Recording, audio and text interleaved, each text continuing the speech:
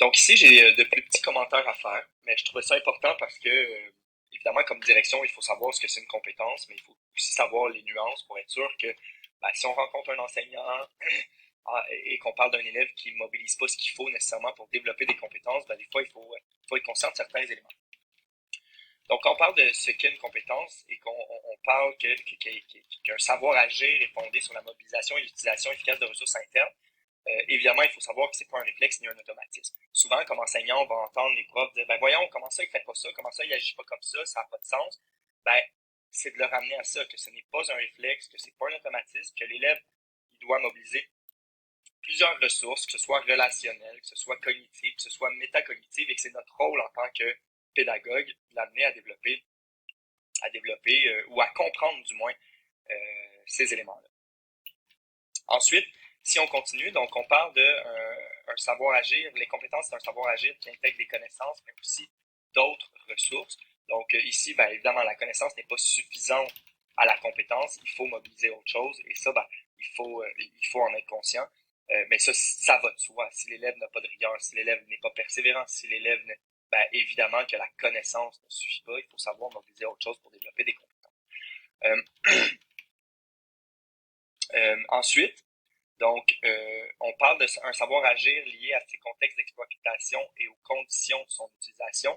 Donc, par exemple, à quel moment on va utiliser ou devoir déployer telle compétence ou telle compétence? Est-ce que ça va être dans un contexte euh, professionnel ou ça va être d'autres compétences de la vie courante? Donc, les contextes sont différents. Il faut que l'élève soit capable de mobiliser ou de reconnaître dans quel contexte il est capable de mobiliser tel élément ou euh, telle compétence ou telle connaissance. Donc ça aussi, c'est beaucoup de savoir cognitif et métacognitif.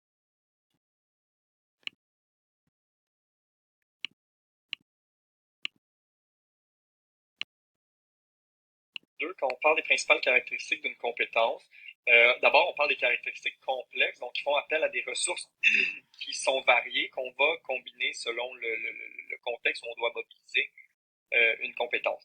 Donc, par exemple, un élève peut être euh, aussi compétent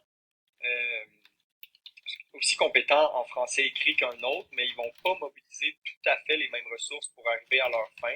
L'un va faire appel à sa mémoire pour accorder, par exemple, un parti de passé. L'autre va faire appel à sa logique. L'autre va faire appel. Donc, on fait appel justement en fonction du contexte où l'on écrit. On fait appel à des ressources variées.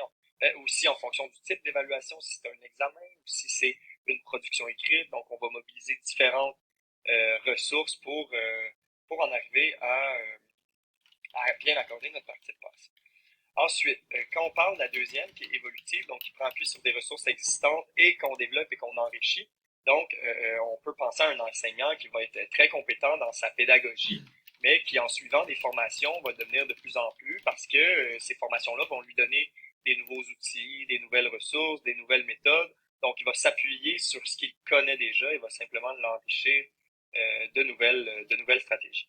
Ensuite, les compétences interactives donc, doivent être ajustées aux exigences de la situation et se développent à travers son utilisation dans des contextes variés. Pardon. Donc ici, un enseignant en sciences qui souhaite corriger, par exemple, la langue écrite, comme le demande le rapport gouvernemental sur la réforme par rapport à la langue, mobilisera des savoirs, des connaissances, sans nécessairement être un spécialiste de la langue comme l'est un enseignant de français. Aussi, développer une compétence ne nécessite pas la mobilisation de nouvelles ressources. On va juste l'ajuster. Donc, par exemple, quelqu'un qui est déjà compétent dans sa gestion du temps peut arriver dans une évaluation qui va être plus longue, donc de 2 heures et demie, 3 heures, là, si on parle d'un élève. Et là, ben, pour garder cette compétence-là, pour être encore bon dans sa gestion du temps, ben, au lieu de se fier à ce qu'il connaît ou à ses stratégies, ben, par exemple, il va écrire sur un papier le nombre de temps qu'il doit passer sur chacune des questions ou à 10h30, il va devoir avoir fait 10 questions.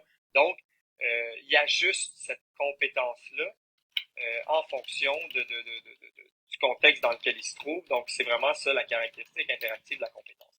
Finalement, elle est globale et interactive. Donc, la compétence mobilise plusieurs ressources. C'est le tout qui va donner sens aux composantes. Donc, ici, il n'y a pas besoin nécessairement d'explication dans la mesure où c'est très, très clair. Donc, pour être compétent, il suffit pas de... C'est par exemple, pour être compétent dans la gestion du temps, ben, il faut avoir de bonnes stratégies de gestion du temps, il faut avoir une bonne stratégie de gestion de stress, il faut avoir des bons réflexes, il faut, etc., etc. Donc, tout ça, ce sont ça correspond aux caractéristiques globales et intégratives, pardon, de la compétence. Donc, voilà.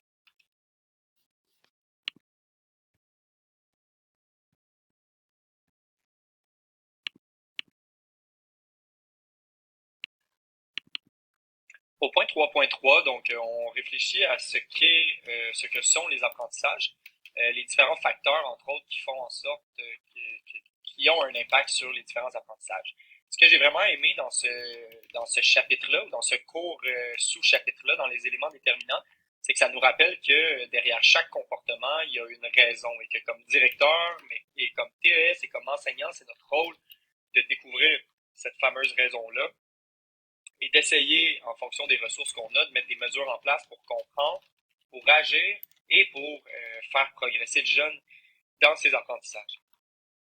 Et ben, c'est important de se rappeler que c'est pas juste nécessairement sur le plan affectif, mais que c'est sur le plan cognitif, sur le plan physique, sur la relation avec les élèves, la relation avec les parents, etc. Même chose avec les acteurs familiaux et les facteurs matériels. Donc, c'est d'essayer de fouiller et de pas, souvent, on a tendance à se camper dans un des facteurs, par exemple. On va dire, ben oui, il n'est pas motivé. Mais souvent, derrière ce manque de motivation-là sur le plan affectif, se cache autre chose, qui est peut-être justement une fatigue, un stress, une relation, quelque chose qui se passe à la maison. Donc, c'est vraiment d'avoir en tête l'ensemble des facteurs déterminants pour de favoriser de meilleurs apprentissages.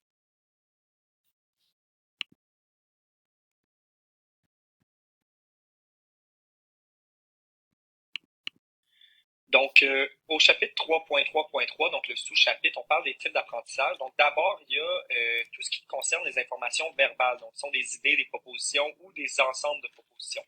Quand on parle d'idées, là, on peut parler, par exemple, de définir un terme. C'est quoi la définition de tel terme?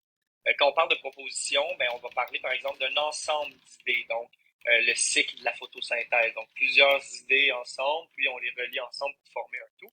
Et ensuite, il y a un ensemble de propositions. Donc là, par exemple, on va être dans quelque chose de beaucoup plus complexe. Donc, on va, par exemple, tracer la ligne du temps de l'histoire du français par époque pour bien faire comprendre à l'élève comment tout ça s'articule. Maintenant qu'on parle d'habileté au point 2, d'habileté intellectuelle, on parle de concepts concrets, des concepts qui sont définis, des règles d'ordre supérieur. Donc, quand on parle de concepts concrets, ça demande de faire appel au sens. Donc, par exemple, d'identifier tel type d'herbe lorsqu'on va se promener en géographie ou lorsqu'on fait un herbier, par exemple, quand on va se promener en nature. Quand on parle de concepts définis, donc, par exemple, dans un triangle rectangle, ben, on va demander d'identifier l'hypoténuse. On va demander aussi, par exemple, une règle très claire d'accord du participe passé ou des règles d'ordre supérieur qui demandent la mobilisation peut-être de plusieurs règles en même temps ou de plusieurs connaissances, de plusieurs ressources. Par exemple, de faire la prévision de météo. Le point 3, pour vivre des apprentissages ou les types d'apprentissage qui existent, donc on parle d'habileté motrice. Donc ici, on va être par exemple, si on parle d'école, là, on va être davantage dans des cours d'art dramatique, quand on veut jouer un personnage, mais le non-verbal. On va être dans des cours d'art plastique, on va être dans des cours de danse, des cours d'éducation physique, donc où les habiletés motrices sont mises de l'avant. Quand on parle des types d'apprentissage, des attitudes, par exemple, ben, si on parle d'un apprentissage en lien avec l'attitude, on peut penser, par exemple, encore si je reprends l'exemple de l'enseignement en nature, là, si on décide d'aller en montagne ou en forêt, ben, par exemple, à travers le cours en poésie qu'on va faire en montagne, où on va s'inspirer de la nature qui nous entoure, il y a un apprentissage qui va se faire aussi sur les attitudes à adopter, par exemple, de prendre la décision de ne pas marcher autour des sentiers pour pas tuer les herbes qui sont plus rares à tel moment de l'année. Donc, des apprentissages environnementaux reliés à des attitudes et à un type d'activité en particulier.